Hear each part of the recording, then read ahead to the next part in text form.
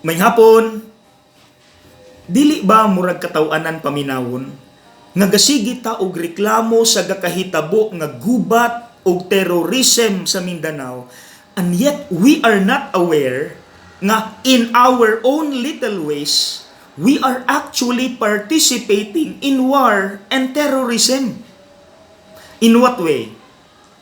Kana bitong manglibak ta, mangchismis, maghimo-himo og istorya, mangdaot sa isig katao ug maghatod-hatod og balita, kanang lima, war and terrorism ana.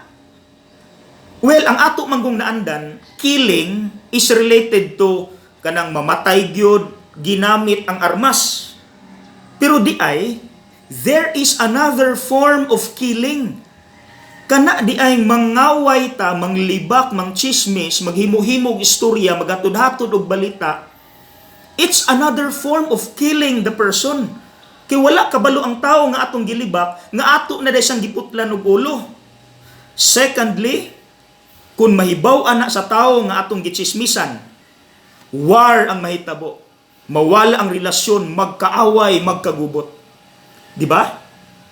Maunang misuggest si Kristo diri sa ebanghelyo karon nga kung naay conflicts is settle gyud una, magpinasaylo ay.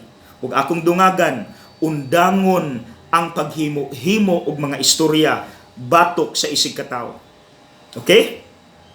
Kung akong i-paraphrase ang giingon ni Mahatma Gandhi, mauni.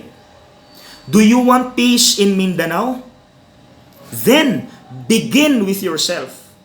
Undangon ang pagpangaway, pagpanglibak, pangchismis, paghimuhimog istorya, hatod-hatod og balita. Begin with yourself.